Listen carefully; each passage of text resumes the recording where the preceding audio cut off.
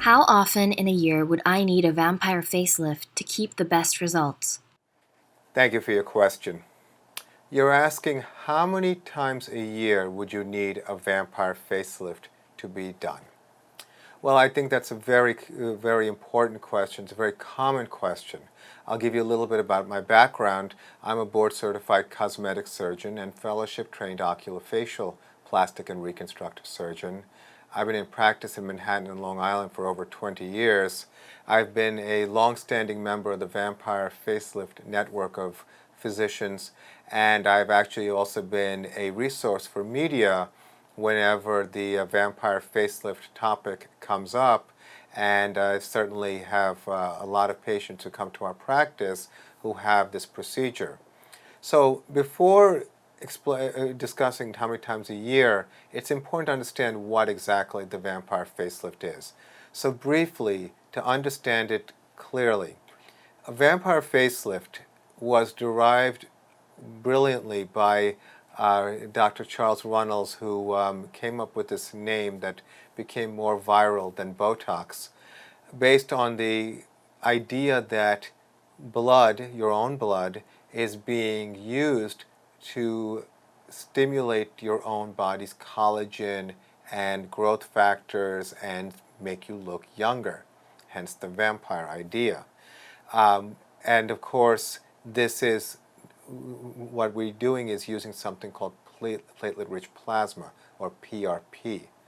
And so that's one part. And that part of the equation is typically responsible for giving skin a globally youthful glow.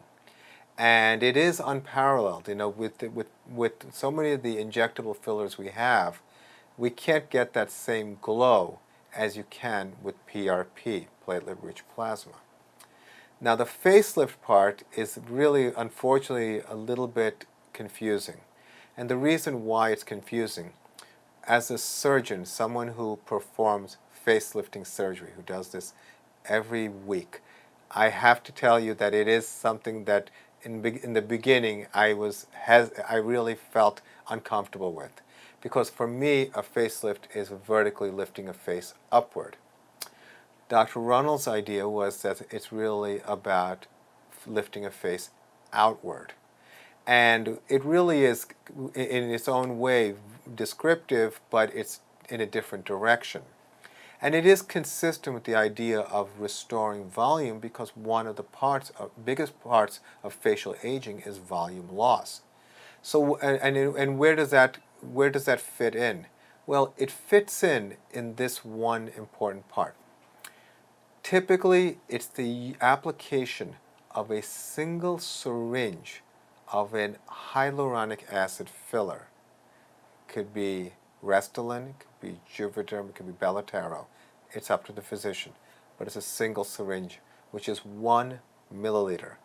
Basically, a very small amount. It's about a baby teaspoon. But one syringe can be strategically applied. And it can be placed in places like the outer aspect of the brow. It can be placed in the tear trough area. It can be placed in the cheek. It can be placed at the outer corners of the mouth. The idea was that essentially for the right person, who is typically a woman who has a relatively thin face, who is in their mid-30s to mid-40s, to try to get a little bit of a kind of a nice enhancement without it being overly done, and utilizing two very effective ways to improve appearance. I didn't mention also it's a synergy. There's an actual synergy between platelet-rich plasma and hyaluronic acid, which actually has a long-term benefit. Now that being said, the question is, how often do you need to get one? Well, it depends a lot on your individual response. Like working out at the gym, everybody can go to the gym and lift the same amount of weight, but not everyone will build the same amount of muscle in the same time frame. There are people who get PRP as a standalone procedure once every 3 months. there in South America, in certain regions, people will get PRP every month. And as far as the fillers are concerned, it's also an individual thing. How quickly does that filler get metabolized? So I would say in our practice, people come typically twice a year.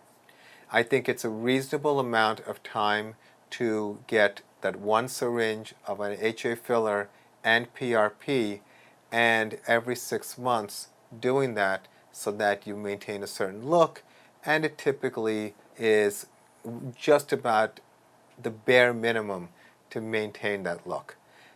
It has become my observation for many years, it has been my observation for many years, that the more maintenance you do in the younger years, when the time is right and appropriate, it actually has a beneficial effect long term.